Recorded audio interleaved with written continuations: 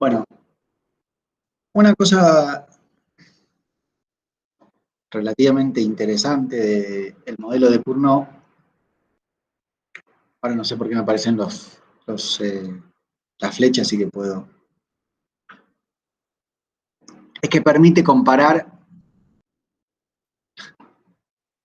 a Cournot con la competencia.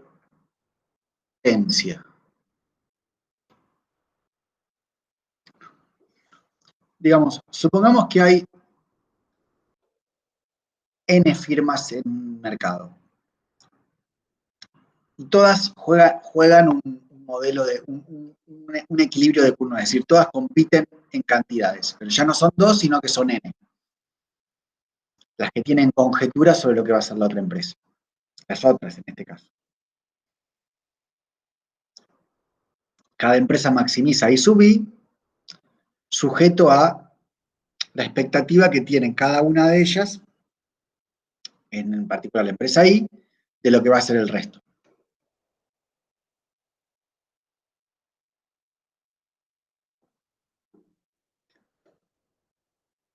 De nuevo, como son pocas empresas, o sea, relativamente pocas, el precio depende de lo que cada una de ellas haga. O sea, sigue valiendo la idea de que ninguna empresa enfrenta una curva de demanda infinitamente elástica.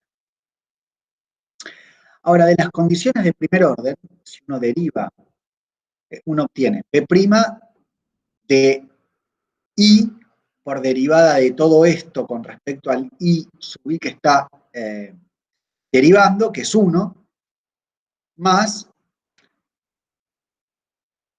por I sub I más derivada de la segunda parte, que es I sub I con respecto a I sub I, que es 1 por P. ¿Está bien? O sea, para que quede claro que no estoy inventando nada, esto es derivar, vamos a hacerlo. Derivar esto con respecto a I sub I es aplicar la regla de la cadena. Y esto a su vez es una función de I sub I. Entonces esto debería ser derivada de todo eso, todo este término que lo llamamos I. Derivada de todo este término con respecto a... ¿Dónde está? ¿Dónde está?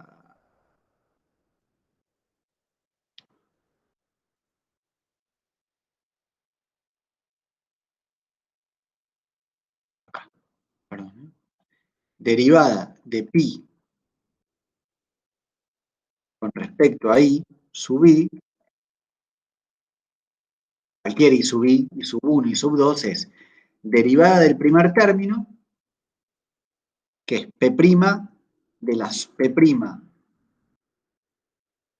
de I, porque la suma de todo esto es I, por derivada de lo de adentro, regla de la cadena, con respecto a I sub I. ¿Cómo es la derivada de lo de adentro con respecto a I sub I? Es 1 por I sub I más la derivada del segundo término por P de I. La derivada del segundo término con respecto a I sub I es 1. Esto es igual al costo marginal. Digamos, eventualmente, si acá tengo un costo total que depende de I. O a 0 en el caso que estamos utilizando nosotros, porque el costo marginal es 0. La cuestión es que de estas condiciones de primer orden, nosotros podemos, tomando P de I como factor común, esto es P de I por 1, más P' de I por, dividido arriba y abajo por I, esto sería P' de I por I sub I, multiplicado por P de I, tengo que dividir por P de I para que se siga manteniendo la misma condición de arriba. O sea, lo único que hice fue este segundo término, multiplicar arriba y abajo por P de I y multiplicar arriba y abajo por I y sacar factor común P de I. ¿Para qué? Para expresar esto en términos de elasticidades. Porque este término es la inversa de la elasticidad de la demanda.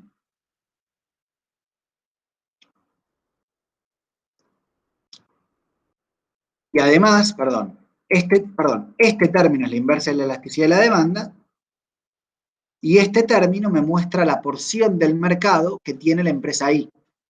Las ventas de I sub I con respecto a las ventas totales me dice la porción del mercado de la empresa I.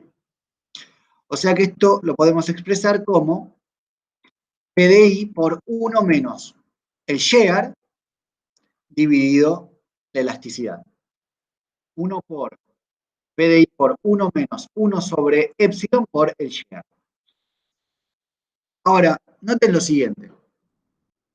Si el share tiende a 0,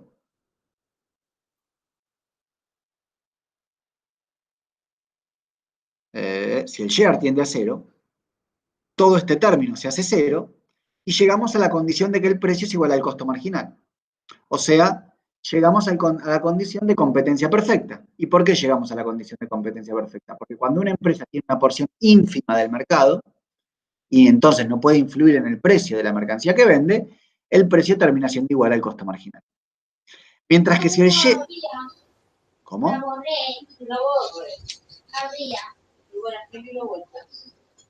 Mientras que si el share tiende a 1, o sea, si una empresa tiene todo el mercado, el precio de I por 1 menos 1 sobre epsilon es igual al costo marginal, llegamos a la condición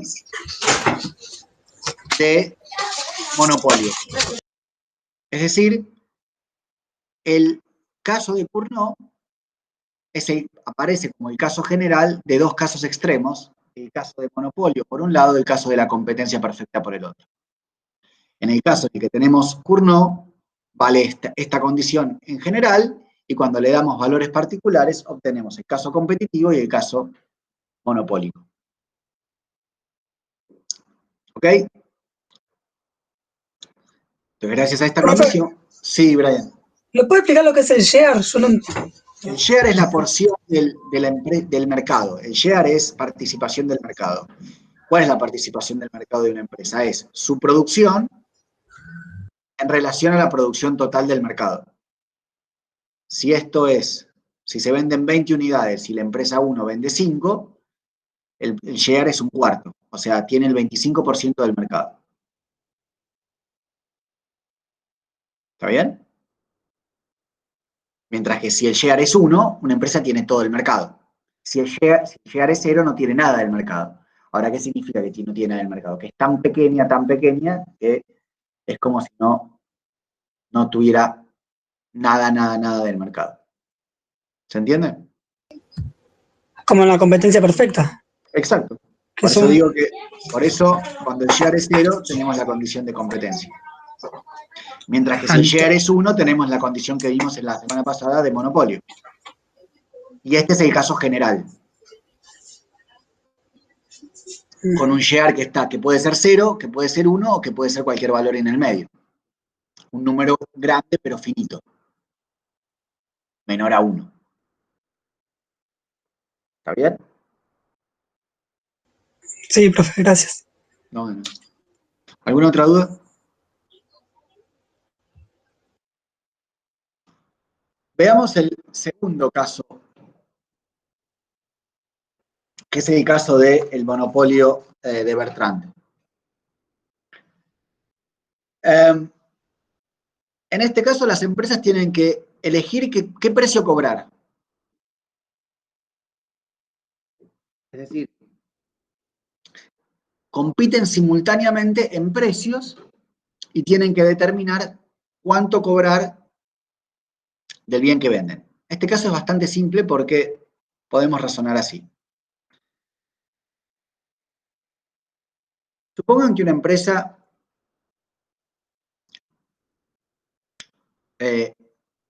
vende a un precio mayor al costo. O sea, supongan que el costo, en este caso nosotros estamos suponiendo que es 0, pero es lo mismo si el costo es 0 o 28. Supongan que el costo es cualquier número finito, 0. Y una empresa vende, una de las dos empresas determina un precio mayor al costo. ¿Qué hace la otra empresa? ¿Qué haría la otra empresa?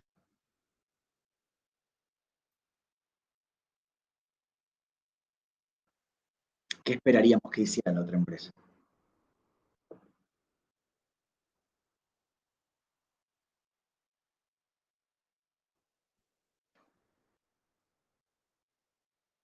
¿Ninguna sugerencia?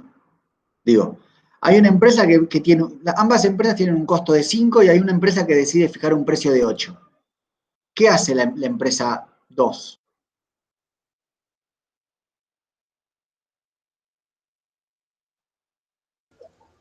Baja el precio, pone un precio más bajo Pone un precio más bajo. ¿Por qué pone un precio más bajo? para tener más mercado, ser más Porque competitivo. bajando el precio de 8, si el costo es 5 y el precio es 8, pero lo mismo que sea 0, ¿está bien? Si el precio es 5 y el costo es 8, el costo es 5 y el precio es 8, la empresa 2 baja el precio a 7, en realidad puede bajarlo a 7,27, 7,95, y sigue teniendo una diferencia entre el precio y el costo, o sea, sigue teniendo beneficios extraordinarios en el sentido de que cubre los costos y obtiene una diferencia adicional, pero además, bajando el precio, le quitó el mercado a la otra, porque nadie va a comprarle a la empresa que es más cara. Pero una vez que la empresa 1 fijó 8 y la empresa 2 fijó 7,95, ¿qué hace la empresa 1?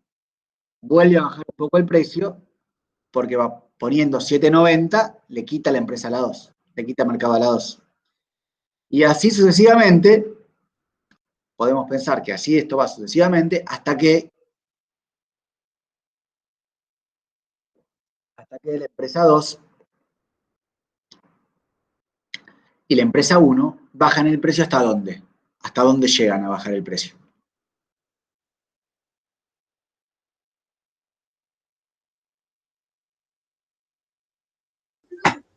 No tendría que ser que sea igual el costo, pero si tiene un costo cero, Bueno, exacto. Hasta que siga igual al costo, en este caso ridículo, en el que no hay costos, también es ridículo que no haya costos, el precio va a ser igual al costo, igual a 0. Pero a ese precio de costo 0 hay una demanda finita, así que no es que la demanda sea infinito, así que en cualquier medida uno puede calcular cuánto se demanda al precio 0. Pero lo interesante no es que el precio se va a 0, sino que tiende a coincidir con el costo. Y esto es lo que se llama como paradoja de Bertrand, porque se reproduce la condición de competencia. Deja de haber beneficios extraordinarios, se vende una condición de precio igual al costo, si el costo en el largo plazo el costo total es igual al costo marginal, el costo medio es igual al costo marginal, porque el precio es igual al costo medio, no al costo total, obviamente. El precio por unidad es igual al costo por unidad, el precio es igual al costo medio, y el costo medio en el largo plazo es igual al costo marginal, porque todos los costos son variables, y el costo medio variable es igual al costo marginal. Ergo, eh, la paradoja de Bertrand se llama a este fenómeno por el cual en un modelo oligopólico se reproduce la misma solución de competencia perfecta. Así que este caso es paradojal en el sentido de que reproduce la condición de competencia, pero es bastante intuitivo de entender. Vamos al tercer caso, Stackelberg. ¿Qué particularidad tiene el modelo de Stackelberg? En el modelo de Stackelberg existe una simetría entre las dos empresas, porque como les dije, hay una empresa que decide qué cantidad producir y la otra empresa, una vez que observó la cantidad que produce la empresa 1, determina cuál es la cantidad que produce. Es un equilibrio secuencial. Entonces, cuando la 2 decide cuánto producir, la 1 ya produció, ergo ya no tiene una conjetura sobre lo que va a producir la 1, sino que conoce el nivel efectivo de producción de la empresa. ¿Está claro? ¿Cómo hacemos para resolver este problema que es un poco distinto del primero? Bajo lo que se conoce como inducción hacia atrás. Es decir, primero resolvemos el problema de la empresa 2 y después resolvemos el problema de la empresa 1. El problema de la empresa 2 es formalmente idéntico al problema de cualquiera de las dos empresas de Cournot. ¿Qué hace la empresa 2? Maximiza beneficios, que en este caso coinciden con los ingresos, precio que depende de y de lo que observó, ahora lo que produce la empresa 1, por la cantidad, que es un por. La única diferencia es que en Cournot teníamos que esta cantidad era conjetural y ahora es efectivamente observada. Pero una vez que elegimos el I2 que maximiza los beneficios de la empresa 2, habiendo observado lo que produce la empresa 1, obtenemos la misma función de reacción que obteníamos en el modelo de Cournot. Donde esta función de reacción nos dice cuánto va a producir la empresa 2, fíjense que es A sobre 2B menos un medio de I1, que es la misma forma. Una vez que reemplazamos esta función por A menos B por I,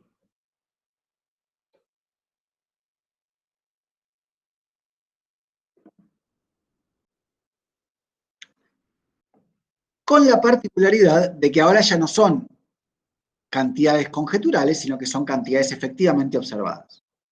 Pero tenemos la misma función de reacción, la misma forma de la función de reacción. Ustedes me dicen la función de reacción de la empresa 1, yo les digo, perdón, la cantidad que produce la empresa 1, yo les digo cuánto voy a producir yo como empresa 2. Y para cada una de las cantidades que produce la empresa 1, yo voy a disminuir en la proporción de un medio lo que produce la empresa 2. ¿Por qué? Porque por la misma razón que antes, que es que no quiero ensuciar el mercado.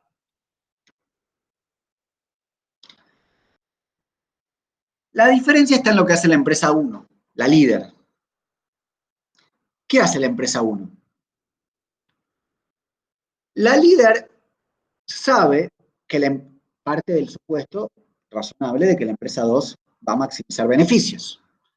Ergo, va a producir la empresa 2, ¿está bien? Sobre su función de reacción. Es decir, ella sabe que, dado lo que la 1 produzca, la empresa 2 va a producir una cantidad I2 que esté sobre su función de reacción. La función de reacción de la empresa 2 va a ser función de lo que ella misma produzca. Eso es lo que quiero que noten. La cantidad F de I2, F I2 igual a F de I1, es función de reacción de la empresa 1. Esta es la función de reacción, es función de lo que produce la empresa 1. ¿Está bien? ¿Se ve eso? Ahora, ¿cómo hace la empresa 2 para incorporar este resultado? Lo que hace es internalizar que lo que va a producir la empresa 2 es función de lo que ella misma produce. En vez de poner I2 esperado, aquí, ella sabe que ese I2 esperado es función de lo que ella misma produzca. Entonces, ya no tiene que maximizar respecto a un parámetro exógeno I2 esperado, sino que ese I2 esperado es función de reacción de su propia empresa. Si reemplazamos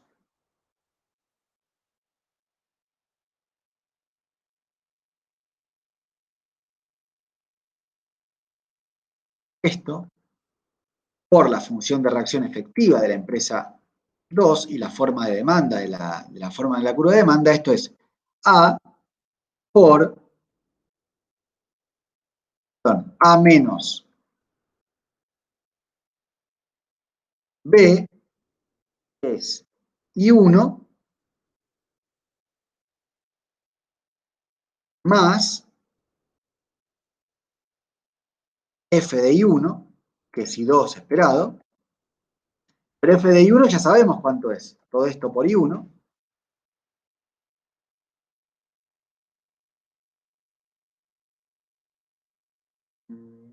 Esto es así. Pero esto ya sabemos cuánto es F de I1. Esto lo podemos expresar como, en vez de poner f de I1 acá, podemos poner la función de reacción de la empresa 2. F de I1 es A menos B por I1 sobre 2B.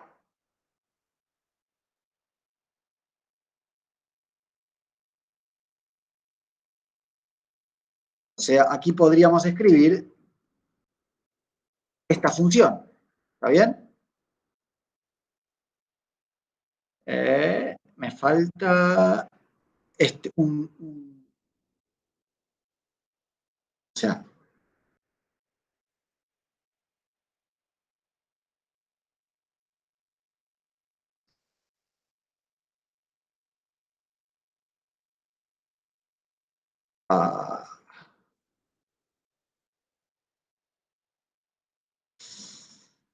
perdón, A menos...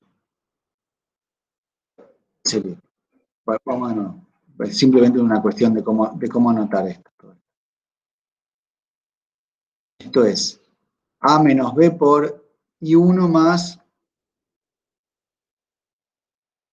En vez de poner esto, lo único que tengo que poner es la función de... Disculpen. Lo que tengo que hacer es reemplazar I2 esperado por su función de reacción.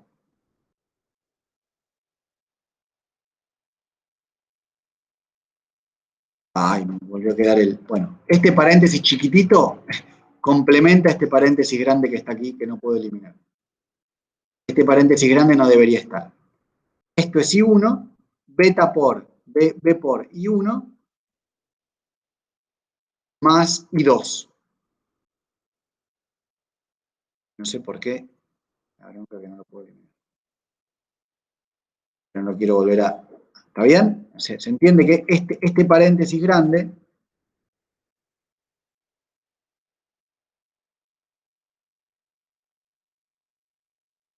Mientras que este corchete grande lo que cierra es este término acá, porque todo multiplica I1. ¿Está bien? No quiero... Si borro acá, se me borra todo. A ver si lo puedo hacer mejor. Déjenme probar una vez más.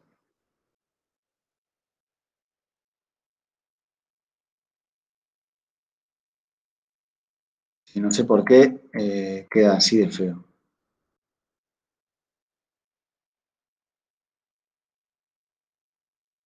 Pero más allá del problema de la notación, lo que quiero que noten es que este es I1 y 1 y esto es A menos B de I1 que está multiplicando. Es lo único que hice fue reemplazar acá, ¿está bien? Ah, Sí. ya sé por qué. Porque acá me faltaba esto. Este es lo que faltaba. Ahí está. Si yo pudiera.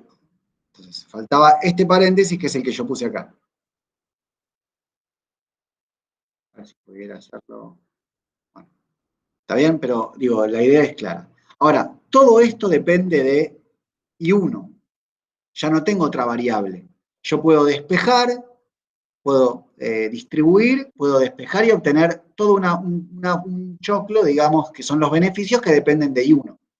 Y puedo encontrar la condición de primer orden. Yo podría, esto es igual a, que es lo que van a tener que hacer cuando resuelvan los ejercicios, digamos, es A por I1,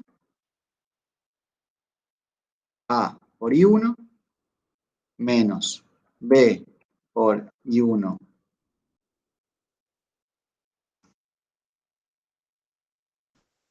cuadrado, menos B por I1 cuadrado, menos B por A sobre 2B por I1,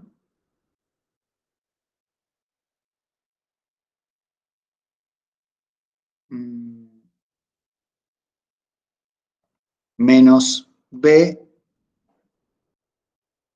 es por sobre 2 por I1. Este B se puede cancelar con este B. Y esto me da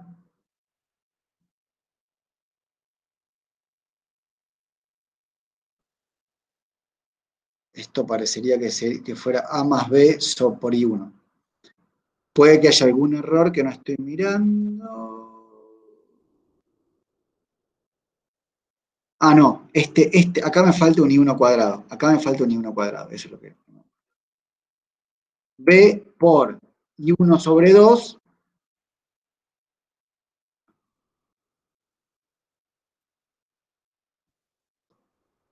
Me falta un término, eso es lo que me falta. Me falta el término que es B cuadrado sobre 2B, que es B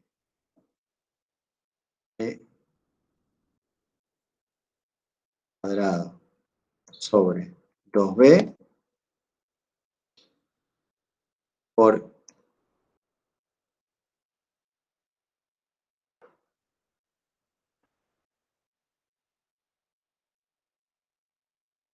I1 al cuadrado, si no me equivoco. Esto se cancela con esto, o sea que me queda B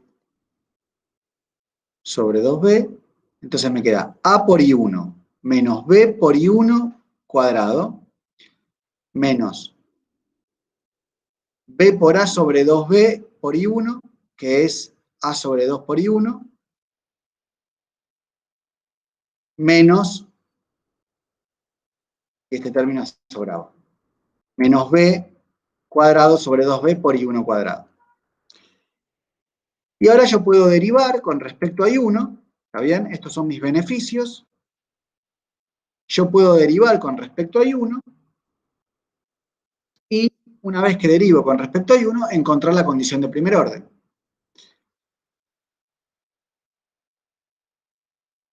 Si ustedes hacen la cuenta, cuando derivan esto con respecto a I1 y obtienen el valor de I1, acá un valor de I Se entrecorta mucho, no sé si les pasa a todos o es a mí sola, por ahí mi conexión. Se está entrecortando mucho. ¿Sí? Eso no lo puedo resolver. ¿Ahora se escucha? Si yo hablo así, ahora se escucha. Robótica, profe. Ok.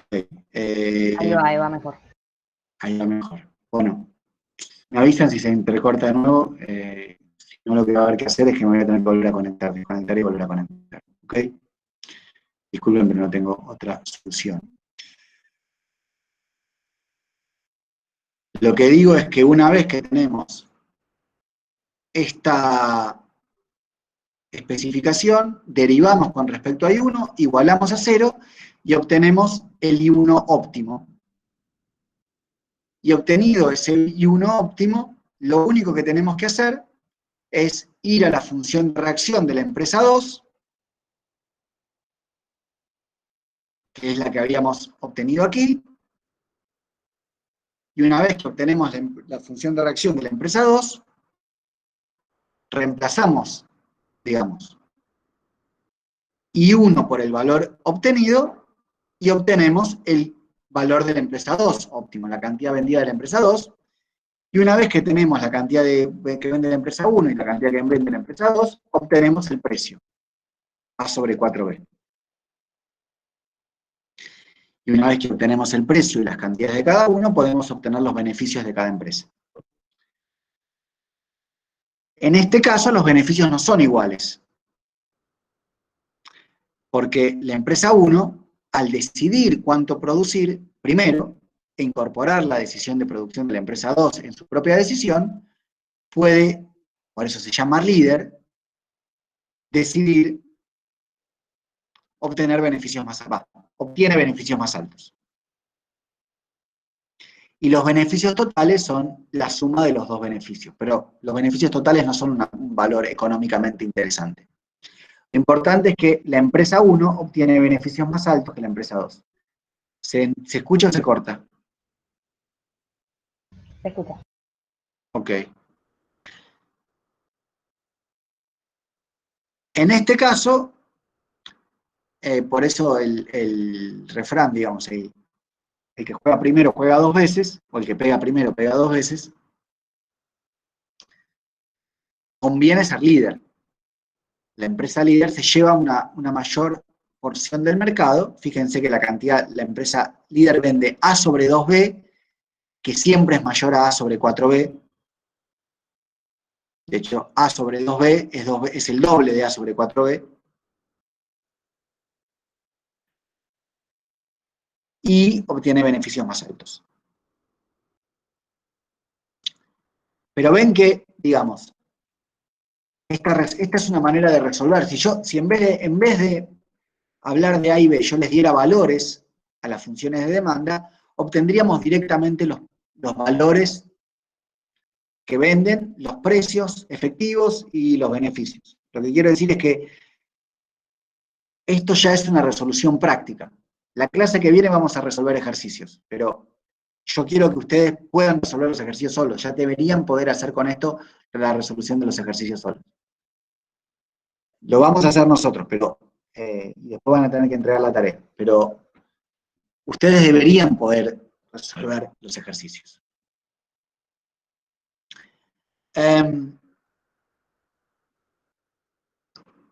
Antes de ver el caso de cooperación, veamos el caso de liderazgo en precios.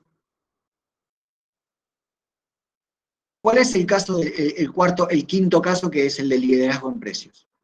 ¿Cuál es la idea ahora? Hay dos firmas que producen un producto homogéneo, como siempre. Las firmas pueden poseer o no la misma participación en el mercado, y hay una firma que fija el precio y la otra lo acepta. Una firma fija primero el precio y la otra lo acepta, lo toma. La segunda firma que toma el precio de la primera, si los costos marginales no son iguales, este es el caso en que vamos a asumir que los costos marginales no son iguales, no va a maximizar beneficios. No es el precio que ella elegiría para maximizar beneficios. Pero lo elige incorporando el hecho de que es costoso producir, por ejemplo, guerras de precios con la otra empresa. O sea, maximiza beneficios si incluimos entre los costos, no solo los costos de producción, sino el costo que le llevaría maximizar también, o sea, tener una guerra de precios con su competidor.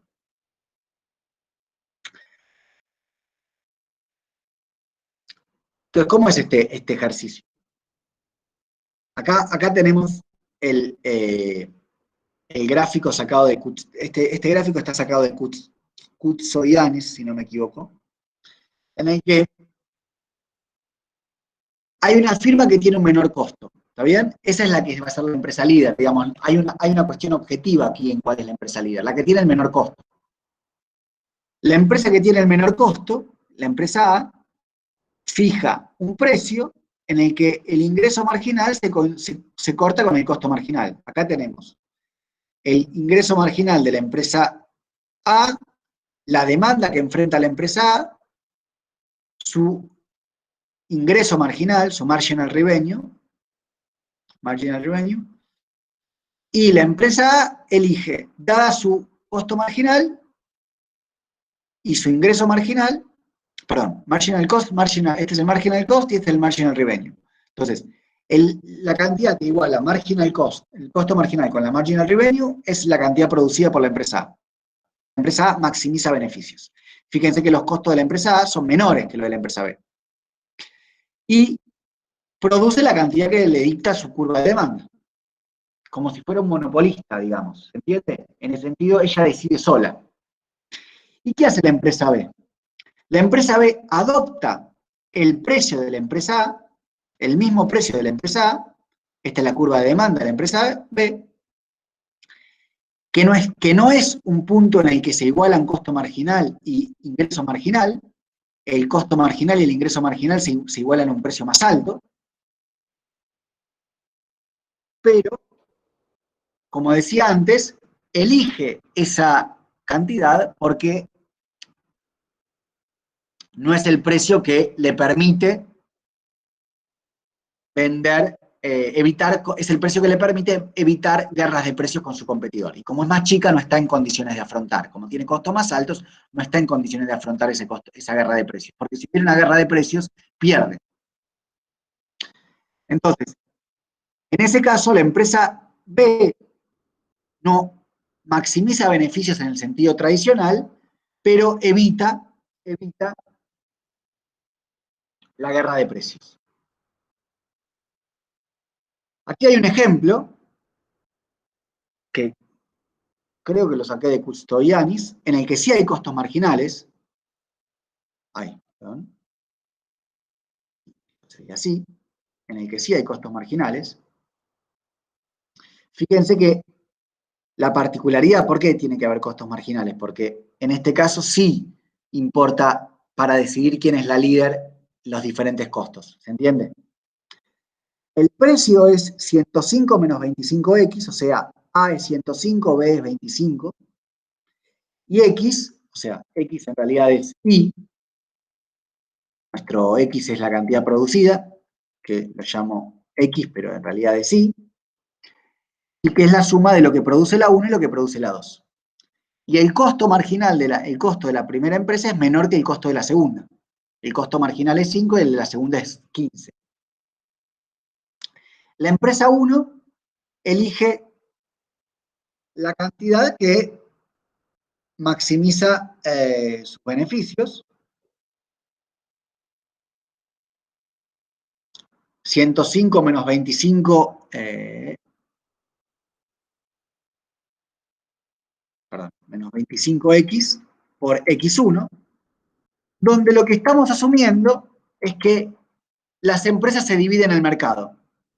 O sea, la cantidad que produce la empresa 2 es exactamente la cantidad que produce la empresa 1. Lo que está detrás de este supuesto es que las firmas tienen que acordar el share del mercado, porque si no acordaran el share del mercado, el precio no se sostendría.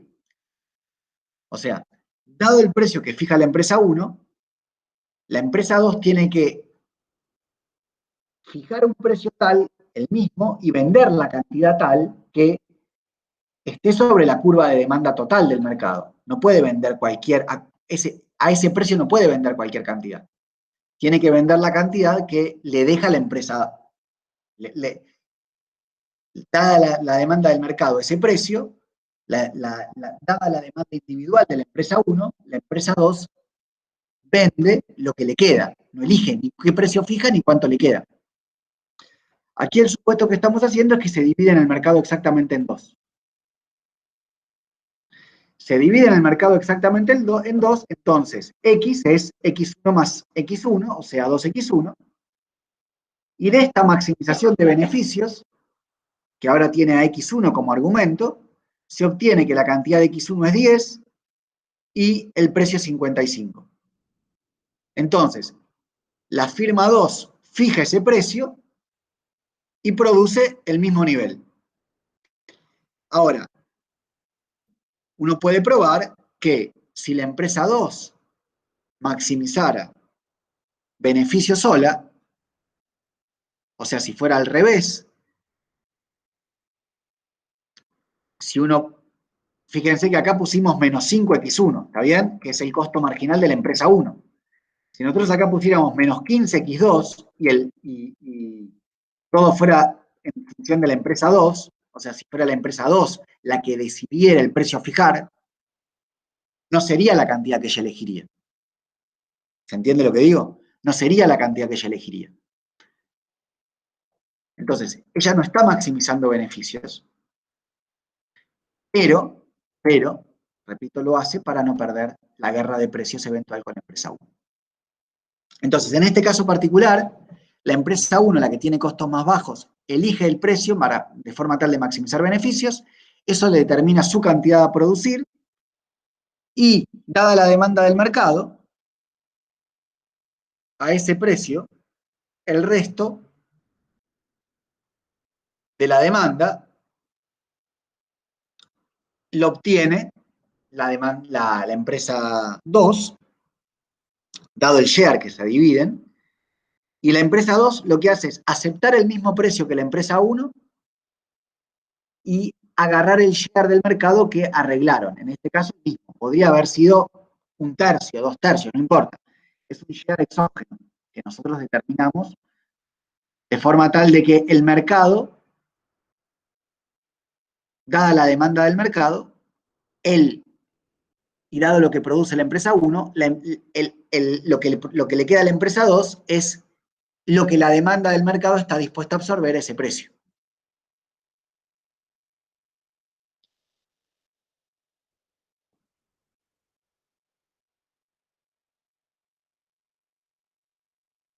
El último caso que quiero analizar, perdón, ¿se escucha o se cortó la comunicación? O sea, se escucha entrecortado. Yo ahora escucho bien. Gracias. Un momento escuchaba medio entrecortado, pero no. No, por ahí era yo que con mi mano tapaba el audífono de la computadora. No, era como la conexión, Me parece que Ok. era la conexión. Ok, bueno, me avisan si se escucha de nuevo entrecortado. El último caso que quiero analizar es el caso de cooperación.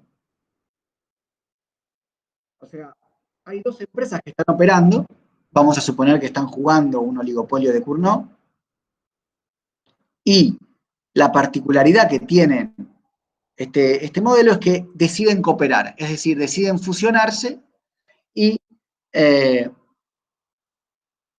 funcionar como si fueran un gran monopolio. ¿Por qué habrían de hacer eso? ¿Por qué deciden hacer eso?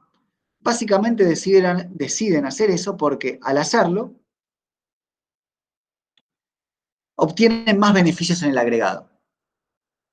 O sea, los beneficios que obtienen funcionando como un gran monopolio son mayores a los beneficios que obtienen funcionando como dos oligopolios, o sea, dos empresas que están en un oligopolio de Cournot.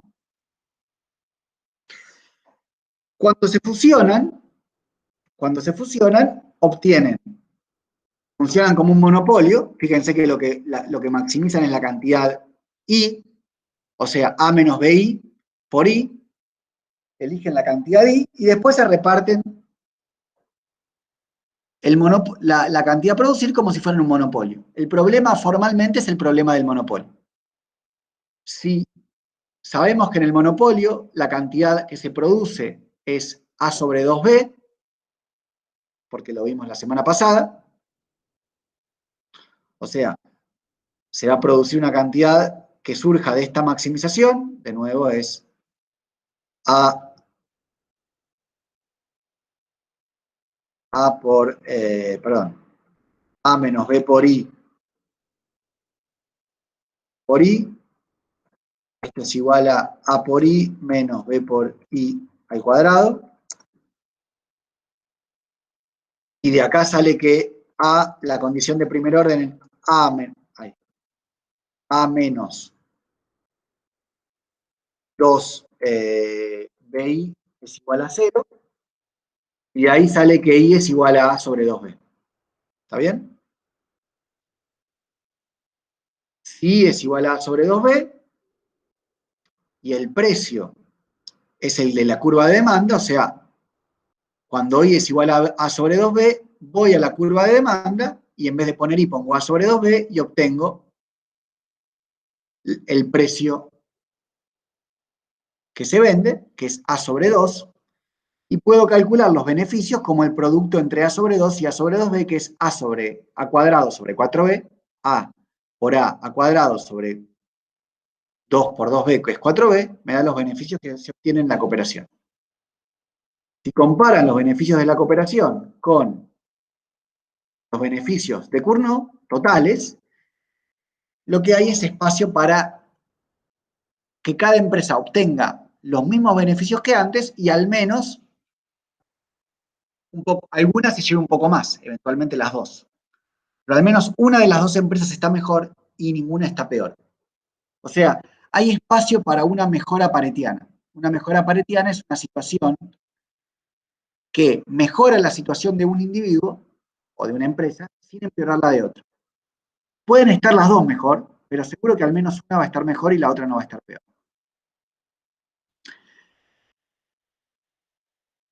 Entonces, los incentivos a armar el monopolio son claros.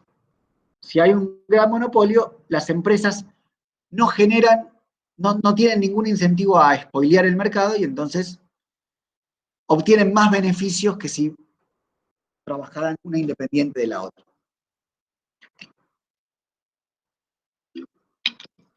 ¿Cuál es el problema? La pregunta que uno se hace es, ¿hay incentivos a cumplir el acuerdo o hay incentivos a violar el acuerdo?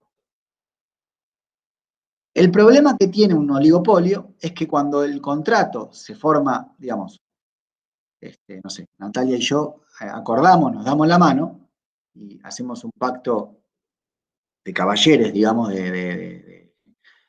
o de damos, no sé cómo quieran llamarlo, nos damos la mano, cuando nos vamos cada uno a nuestra empresa, no hay nada que nos obligue a respetar el acuerdo. Entonces, supongamos que yo espero que Natalia produzca la cantidad de oligopolio. O sea, la cantidad de monopolio, quiero decir. Nos dimos la mano. Dijimos, vamos a actuar como un gran monopolio. Nos vamos a dividir el mercado exactamente en dos. Si nos dividimos el mercado exactamente en dos y vamos a actuar como un gran monopolio, yo sé que lo que espero que produzca el monopolio en total es A sobre 2B. O sea que yo sé que espero que si los dos vamos a cumplir el acuerdo, espero que Natalia produzca A sobre 4B. Ahora, la pregunta que yo me hago es, si yo espero que Natalia produzca A sobre 4B, o sea, la mitad de lo que produce el monopolio, ¿me conviene producir la cantidad de monopolio o me conviene producir otra cantidad? ¿Cómo respondo cómo respondo esa pregunta? Lo que hago es ir a mi función de reacción, que es la de un oligopolio de Cournot, y preguntarme, le digo a mi departamento de producción, bueno, yo espero que Natalia produzca A sobre 4B. ¿Me conviene producir A sobre 4B? Y en el departamento de producción me dicen, mira, si vos esperás con certeza que la otra empresa produzca A sobre 4B, nuestra función de reacción no nos dice que produzcamos A sobre 4B. Nos dice que produzcamos 3A sobre 8B.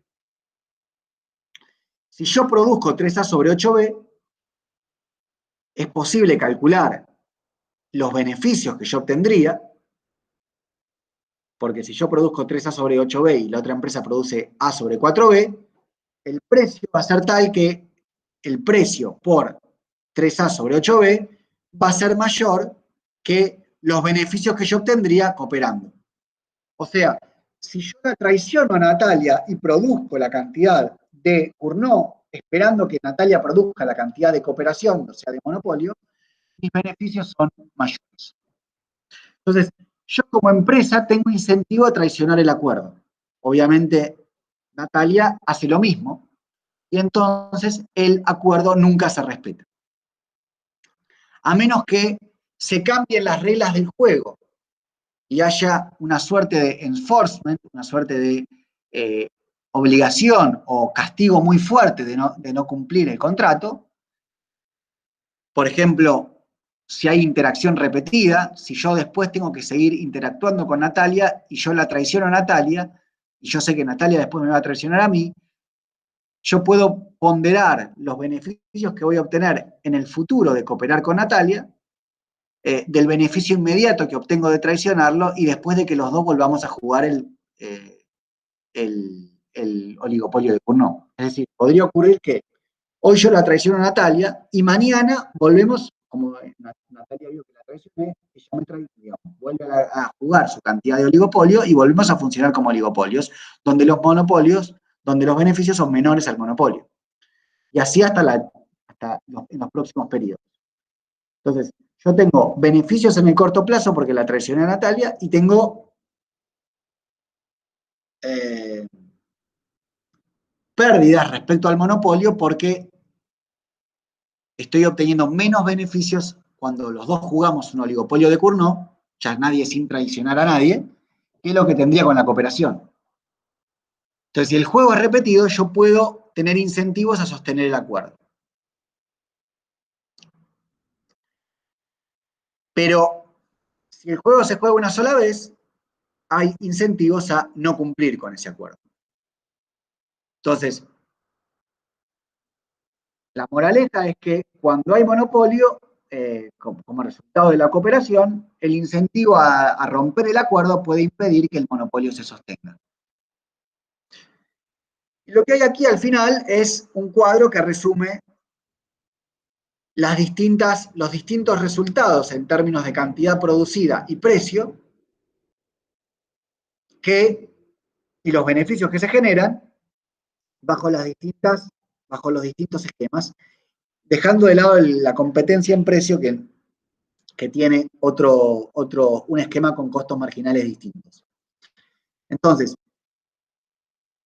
en cooperación y monopolio, que es lo mismo, formalmente se obtiene la cantidad menor y el precio más alto, luego Cournot, luego con el equilibrio de Stackelberg, y en competencia, como decía Brian, se obtiene el mismo resultado que en Bertrand, con un precio cero y una cantidad producida que es la de competencia.